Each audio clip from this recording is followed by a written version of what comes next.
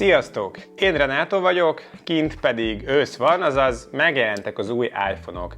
Ilyenkor már hagyomány nálam, hogy elkészítem nektek az aktuális milyen iPhone-t vegyek videót. Tavalyhoz képest idén jobban megéri Apple mobilt venni, mivel jelentősen csökkentek az árak. Gyakorlatilag visszatértek a 2021-es szintre az új modellek, ezáltal a használt árak is lefelé tartanak. Hogyha telefont szeretnél venni és az iPhone lesz, akkor ez a videó neked szól.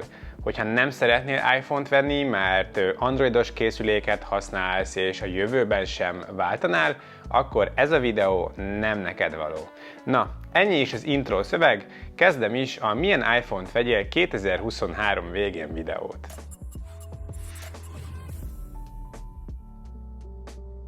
Most is a régebbiektől fogok az újabbak felé haladni, és a végén eljutunk a 15-ös szériához. A legrégebbi még általam ajánlott telefonok azok lesznek, amik megkapták az aktuális iOS-t, a 17-es főverziót, tehát még legalább egy évig szoftveresen támogatottak lesznek, és az appok még pár évig támogatni fogják ezt a verziót. Ez fontos dolog, mert hogyha megszűnik az iOS támogatottság, pár év múlva az appgyártók sem fogják azt támogatni, így egyes alkalmazások nem biztos, hogy idővel működni fognak. Az iPhone-okról azt kell tudni alapvetően, hogy legalább körülbelül 5 éves szoftveres támogatást kapnak a megjelenéstől számítva, így minél újabbat veszel, annál tovább fogod tudni használni a legújabb funkciókkal. A másik fontos dolog, hogy egyik iPhone sem bővíthető memóriakártyával, tehát a vásárláskor fontos eldönteni, hogy melyik tárhely lesz az igazi, csak iCloud felhőszolgáltatásban tudsz plusz tárhelyet vásárolni. Fontos még az aksi állapota is, ezt érdemes megnézni vásárlás előtt a telefon beállításaiban, az akkumulátor menüpont akkuállapot megnyitásával. Körülbelül 80-85% körüli állapotnál hamarosan eljön majd a csere ideje, így azt is bele kell kalkulálni az árba. Használt iPhone-t venni továbbra is a legnagyobb almás piactéren, a használt almán érdemes szerintem. Ott a megbízható eladók azok jelölve is vannak a biztonságod érdekében, de azért már vannak más megbízható opciók is, mint például a Rejoy, akik jótállást is adnak a készülékek mellé. Hogyha új készülékekről van szó, akkor én csak a hivatalos viszonteladóknál ajánlom a vásárlást, 3 év jogszabályban előírt jótállás miatt, de persze ott vannak a kis mobilboltok is, melyek közül a megbízható, jó hírnevű vállalkozásokat kell választani, viszont az egyéves Apple jótállás úgyis, még akár számla nélkül is érvényes, direktben az Apple-nél intézve. Csináltam egy táblázatot is az összes telefon specifikációjával és árával, ezt a videó leírásában megtalálhatjátok. A legrégebbi telefonok, amik még iOS 17 támogatottak, azok a 2018-ban megjelent iPhone XS, XS Max, XR, valamint a második generációs SE 2020-ból. Ezeknél régebbi telefon vásárlását én már nem ajánlom idén. Nos, ebből a mezőnyből az SE második generációs a leginkább alapkészülék, árban már szinte fillérekért beszerezhető, ilyen 50-60 ezres ajánlatok is vannak, de a többség 90 000 alatt vihető. 64 GB tárhelyről indulnak, itt még LCD kijelző van, és a még jó öreg fizikai újnyomatolvasó gombbal.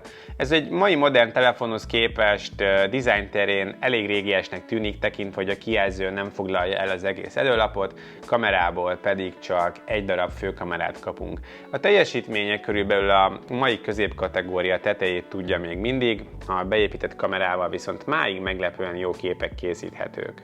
A telefon fő gyengéje a pici aksi, ezáltal az üzemidő, ami ugye az aksi kapacitás csökkenésével tovább romlik, a telefonok pedig sok esetben már több mint 3 évesek, így az aksi kapacitást mindenképpen ellenőrizni érdemes. Illetve töltőadapter is kell, hogy legyen otthon, mert ez volt az első iPhone, ahol kikerült a csomagolásból az adapter. Az XR az nagyjából ugyanezeket tudja, egy kicsit modernebb külsővel, de egy kicsit gyengébb hardware-rel. A külső miatt viszont felárat kell fizetni, ezek ilyen 70-110 ezer forint között mennek többnyire. Minden igaz rá, ami az SE második generációjára is mondtam, kivéve, hogy ez már ugye modern kinézetű, itt Face ID feloldás van, egy teljes előlapot elfoglaló kijelző, mondjuk a káva az itt jó vastag, illetve ugye fizikai gomb nélkül és újranyomatolvasó nélkül, viszont teljesítményben egy generációval régebbi a chip benne, mint ami az SE-ben található, az ugye A13, ez meg A12, viszont ez is a mai középkategória szintje. Töltő itt még volt a dobozban, ahogy az XS-nél és a 11-es szériánál is. Az XS és az XS Max egy fokkal komolyabb telefonok, OLED kijelző van már, jobb képminőséggel, van 2 hátlapi kamera, lett itt már ugye telefotó egység, valamint ennél a modellnél már IP68-as vízállóság van, ahogy innen felfelé az összes többiben is az lesz. A hardverek megegyeznek az XR-rel, a mai középkategóriát hozzák körülbelül. Kamerában ezek a telefonok többet nyújtanak, mint az ennyiért megvásárolható új alsó kategóriás készülékek. Árban 90 és 120 ezer között megy a többség, szerintem jobb vétel az XR-nél, és én inkább az SE 2020 helyett is inkább ezt céloznám meg, ha kevesebb pénzből kellene iPhone-t venni.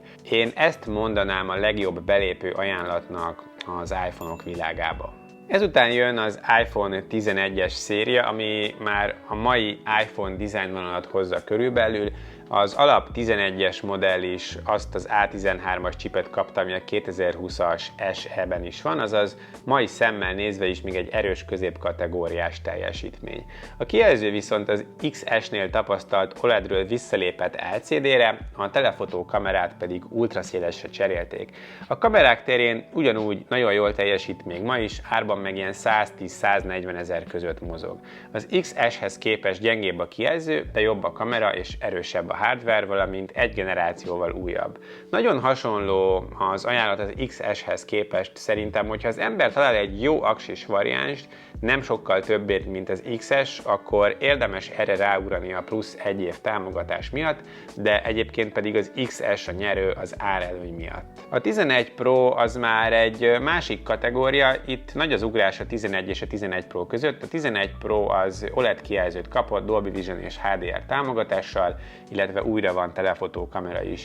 A teljesítményre a kettő megegyezik, nagy különbség kamerás és kijelzős képességekben van, ami azért valljuk be, hogy elég sokaknak fontos. Én egy ilyen telefont használtam majdnem 3 évig, még mindig van a családban, jó, erős, szép a kijelzője, a fotók máig nagyon ütősek, nappal egyébként nem sok különbség van a legújabbakhoz képest, főleg az éjjeli képeknél és a videóknál ütközik ki a különbség az újabbakhoz képest. Ez az utolsó iPhone széria, aminél még van adapter a gyári csomagolásban. Árban itt azért nagyobb az ugrás, ilyen 140-180 ezer között mozognak idén, a többség ráadásul csak 64 gigás. Ha fontos a jobb kijelző és a kamera, akkor érdemes megvenni a 11-hez képest, de átlagos felhasználásra a 11 is simán elegendő kell, hogy legyen. A Max széria pedig akkor érdemes megfontolásra, hogyha több üzemidőre van szükség, másban ugyanis nincs különbség e között és a 11 Pro között. A 12-es széria tavaly még volt újonnan, idén már nem árusítja az Apple. Töltőadapter ebben a szériában már el lett hagyva, és innentől felfelé nincs többi adapter a dobozban. Itt jelent meg a MagSafe szabvány is, azaz mágnesesen lehet kiegészítőket csatlakoztatni a telefonokhoz, ez innen felfelé szintén végig van. Itt 4 modell tartozik a 12-es családba, a 12 mini, a 12 sima, a Pro és a Pro Max. A 12 mini és a 12 egy és ugyanazon készülék, csak a méret a különbség. A mini 5,4, a sima 6,1 szolos kijelzővel rendelkezik. Egyébként minden tulajdonságukban megegyeznek, a kijelző és az aksi mérete a különböző, ezáltal az üzemidő. A 12 minire sokan panaszkodnak, hogy hamar merül, intenzív használattal tényleg nem bír ki egy napot, erre azért figyelni kell, így ez csak akkor ajánlott, hogyha napi 4 óra kijelzőidőbe beleférsz. Az A14-es processzorok futtatják őket, amik körülbelül a mai prémium középkategóriás androidos telefonokkal vannak egy szinten. szoftveresen pedig még 3 év támogatásuk biztosan lesz, és ezeknél jelent meg először az 5G. Az 5G képesség és a Dual SIM is a 12 és az ettől újabb telefonokra végig jellemző lesz. Teljesítményre tényleg erősek, a kamerák tovább javultak, a kijelző pedig mindegyiknél OLED az alapmodell esetén is. Ami hátránya a mai telefonokhoz képest ennél az árszínnél, hogy itt még mindig 64 GB alaptárhelyről indultak. Árban ilyen 130-160 ezer körül lehet a minit, és 160-180 körül pedig sima 12-est venni. Hát megmondom őszintén, én inkább ehelyett 11 Pro-t vásárolnék, de hogyha jó áron van szép 12, akkor nem érdemes kihagyni a plusz 1 év szoftver támogatás miatt. A Pro és a Pro Max modell itt is azért komolyabb, mint a 11-nél volt. A Pro Max igazi aksi bajnok volt, 2 napos üzemidőt tudott újkorában, illetve a Max modellnél jelent meg az Apple szenzor szintű stabilizálása, ami igencsak jót tesz a videós és az éjjeli fotós képességeknek. A 12 Pro és a 12 Pro Max közel van a mai csúcskészülékekhez. A 60 Hz-es képfrissítési frekvencia az, ami mindenképpen hátrány, de legalább itt már 128 GB-s tárhelyről indult az alapcsomag. Ezek a telefonok remek fotókat és videókat készítenek, simán az élmezőnyben vannak még a mai napig is. Árban ilyen 200 és 220 ezer körül futnak a szép darabok, a Maxból pedig 220 és 250 ezer körül van a fő kínálat. Hogyha egy mai szemmel is nagyon erős és nagyon jó kamerás mobilt szeretnél, akkor érdemes lehet beruházni ezekre, de egy 11 Pro az egy picit jobb vétel lehet a jóval kisebb árcímke miatt. A 13-as széria szintén 4 tagot számlál, Mini, Sima, Pro és Pro Max, itt már alapkiszerelésben jár a 128 GB, ami azért a mai app méretek mellett igencsak jó, ha van. A Mini és a Sima között ugyanaz a helyzet, mint a 12-es szériánál, üzemidőben és méretben van eltérés, viszont az elődjeihez képest jobb lett az üzemidő. Természetesen picit jobb a kijelző, picit jobb a kamera és magasabb lett a teljesítmény, valamint megjelent a szenzor szintű stabilizálás, amit ugye a 12 Pro Maxból örököltek. Teljesítményre ezek már a mai felső kategóriás telefonok szintjét hozzák, tényleg mindent elfuttatnak probléma nélkül. A Mini jelenlegi használt piaci ára eléggé tág határok között mozog, ugyanis 200 ezer körül, de 300 ezerért is találni jócskán.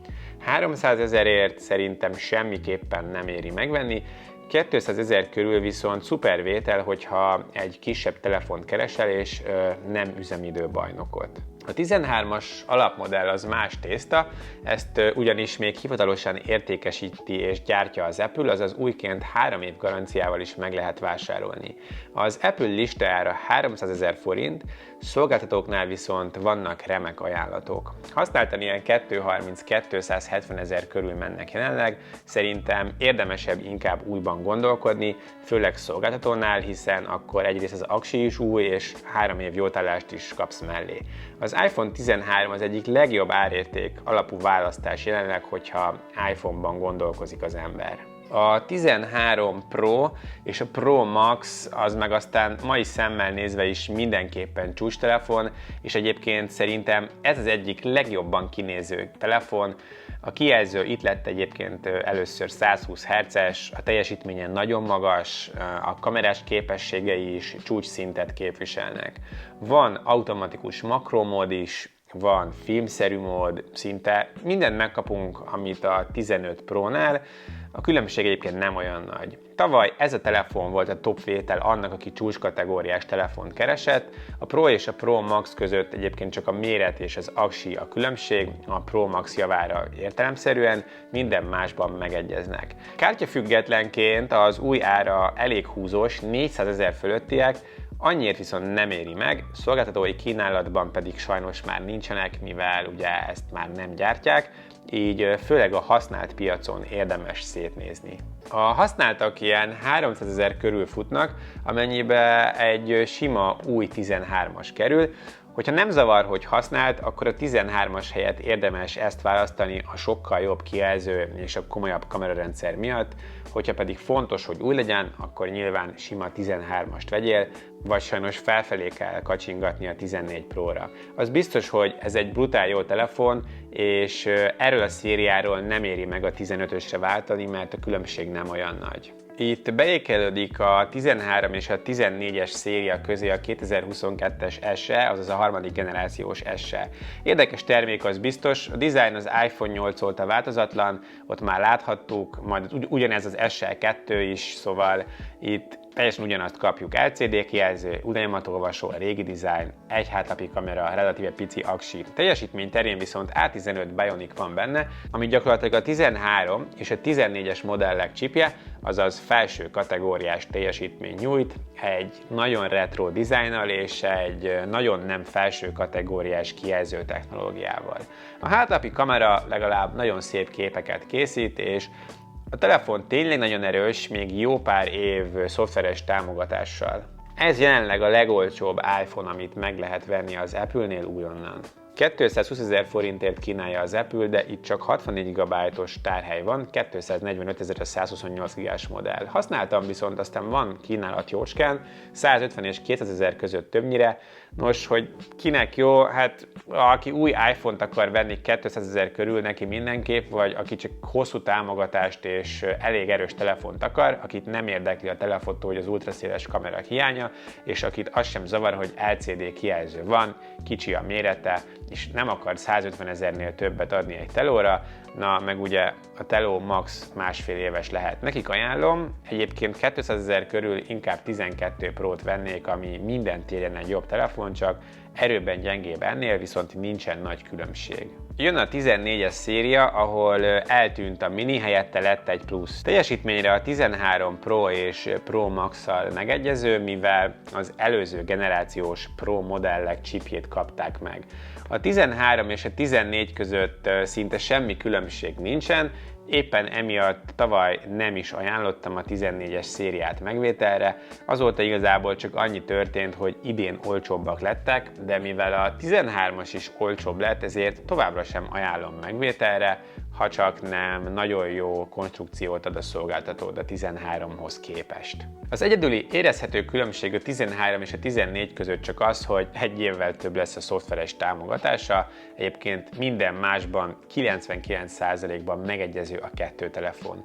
Újként ma is árusítja az Apple, 100 000-et levettek az árából, most 350 000 a sima és 400 000 a plusz modell.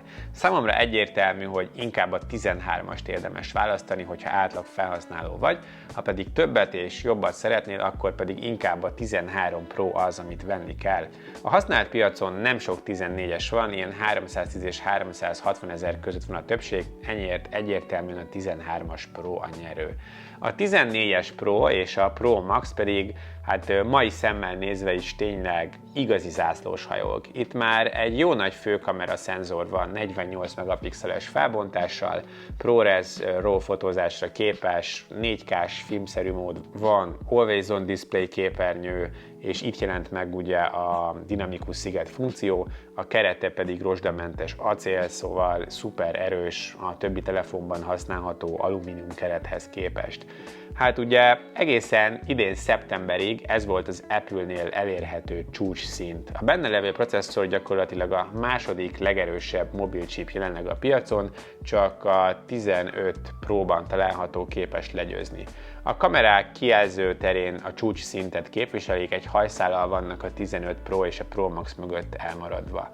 A Max modell az aksi időben nagyon erős, simán 2 napot tud, de minden másban megegyezik a sima Pro modellel. Az Apple megszüntette az értékesítését, de szolgáltatóknál és mobilboltoknál még rengeteg van készleten, és mivel a 15-ös szériánál árat vágott az Apple, a 14-es Pro széria ára zuhanó repülésben van, 570 000 volt tavaly megjelenéskor a sima, a mobilboltokban most már 400 000 körül van, hivatalos viszonteladóknál pedig 450 000 körül indul újként. Újként 450 000-ért szerintem nem érdemes megvenni, mert a 15 Pro az 500 000-re nyitott, és ezen az árszinten már szerintem érdemes a plusz 50 000-et erre rááldozni. A használt piacon is méretülésben vannak az utóbbi pár hétben, 350 000-ért is már rengeteg a kínálat, de a többség ilyen 350-400 000-et szeretne a telefonért. Hát, ha egy kicsit használt példány és 350 000-ért meg tudod venni, akkor nagyon megérős lehet, és akkor azért spórol egy 150 000-et az ember a 15 Prohoz képest, ami ugye azért szinte majdnem ugyanez a telefon. És akkor innen már az újdonságok jönnek, a végre USB-C portot kapott iPhone-ok, így már egy kábel minden telefonnal kompatibilis végre. A 15, a 15 Plus, a 15 Pro és a 15 Pro Max alkotja a kínálatot. A sima 15-ös széria az szinte egy tavalyi 14 Pro, megkapta a dinamikus szigetet a kijelzőre, valamint a 48 megapixeles kamerát és a 14 Pro chipjét is, szóval tényleg gyakorlatilag a tavalyi 570 000-be kerülő csúcskészüléket hozták el egy új, egy picit olcsósított és kisebb köntösben. Fontos, hogy továbbra is 60 Hz-re van korlátozva a képfrissítés, de minden másban igazi csúcstelefon. Árban jobb lett a tavalyi 14 megjelenéséhez képest, az új induló ára 400 000 forint a sima, és 450 000 forint a plusz modell esetében. Használt itt ugye nagyon nincsen nyilván, ugye ezek a készülékek most jelentek meg. A 15 Pro a 14 Prohoz képest tovább fejlődött, rozsdamentes acél helyett most már titán keretet hoztak, ami hát igazán tényleg egyedülálló a telefonokban, és ez az egyik legerősebb fém, ráadásul könnyű is és nagyon jó a tapintásra, így könnyebbek lettek az elődökhöz képest. A17 Pro chip van benne, ami a legerősebb mobil chip jelenleg a piacon, PC-s és PS játékokat is tud natívan futtatni, ami durva, és az M1-es asztali Mac-ek teljesítményét súrolja alulról, hát ami tényleg brutális egy ilyen pici eszközben. A kijelző fényesebb lett, a kamera picit tovább fejlődött, de hogyha a mindennapi használhatóságot nézzük, akkor nincsen nagy különbség. A Pro Max modellnél most nem csak a méret és az aksi a különbség, hanem a Pro Max esetén megjelent egy új 5-szörös nagyítású telefotókamera is, ami csak a Pro Max sajátossága. Árban a tavalyi nyitóárhoz képest rengeteget csökkentek, 570 000 helyett idén 500 000-ről startolt el a csúcs iPhone, míg a Pro Max 600 000 forint, ami most először nagyobb tárhellyel 256 GB-val indult el. A 15-ös szériánál levő 128 és 256 GB még mindig kevesebb, mint amit az androidos csúcskészülékek nyújtanak manapság, de hát ugye akkor nem fizetne elő senki iCloud-ra. Használt nyilván itt sem nagyon lesz, hiszen ezek újdonságok. Úgyhogy összefoglalom és kiemelek párat. Az első, amit kiemelnék, az az iPhone XS és az XS Max. Én ezeket ajánlanám belépő telefonnak az iPhone-ok világába, ezeknél még éppen megvan a legújabb operációs rendszer és támogatás, árban viszont 100 000 körül vihetők, ennyiért egy mai új 100 000-es androidos telefon szinte minden téren elbújhat mellette, legyen szó kamerákról vagy teljesítményről. A másik kiemelt tippem az iPhone 11 Pro, ami minden mai csúcstelefon tulajdonságát tudja szinte, egy kicsit régebbi köntösben, viszont árban 200 000 alatt hozhatók, amennyit azért simán megérnek. A 12 Pro is egy jó vétel, mert nem sokkal drágábbak a 11 Pro-nál, körülbelül pont annyival drágábbak, amennyivel többet is tudnak. A legjobb vétel ár-érték arányt és hosszú távú használhatóságot véve az az iPhone 13.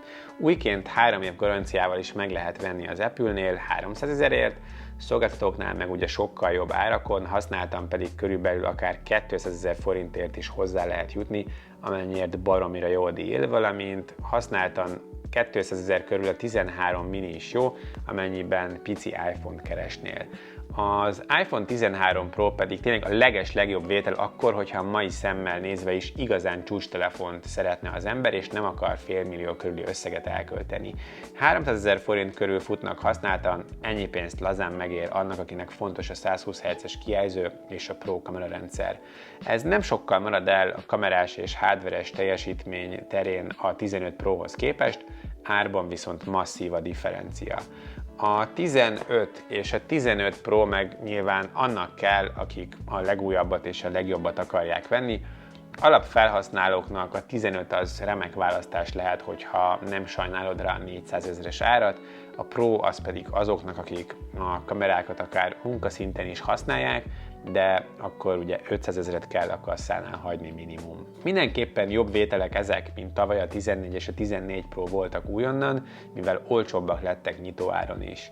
Hogy honnan éri meg ide váltani? Szerintem a 12-es szériától már igen, a 13-as és 14-esről nem igazán kell gondolkodni azon, hogy 15-öset kell venni. És még egyszer, ne felejtsétek az aksi kérdést, hogyha iPhone 12 előtti telefonról van szó, akkor szinte biztos, hogy időszerű lesz az aksi csere előbb vagy utóbb, úgyhogy mindenképpen tájékozódjatok az aksi állapotáról az akkumulátor menüpontban, 80-85% között már hamarosan csereérett lesz. Nos, ennyit gondoltam elmondani a 2023-as iPhone felhozatalról, remélem tudtam segíteni a választásban. Ti mit gondoltok a kínálatról? Mondjátok el kommentben. A videóban bemutatott telefonok nagy részét, amelyek nem az enyémek, a győri Diamond GSM mobil szaküzlettől kaptam kölcsön, amit ezúton is nagyon szépen köszönök. Náluk megvásárolhatók az itt bemutatott telefonok, akár új, akár használt iPhone vagy más márkák, kiegészítők, akár szerviz kérdésben, ők mindenben tudnak segíteni, nézzétek meg a kínálatukat, link a leírásban. Hogyha tetszett a videóm, akkor kérlek nyomj rá egy lájkot, illetve iratkozz fel, hogyha támogatnád a munkásságom, illetve érdekelnek a tech tartalmak. Nagyon szépen köszönöm a figyelmet még egyszer is, sziasztok!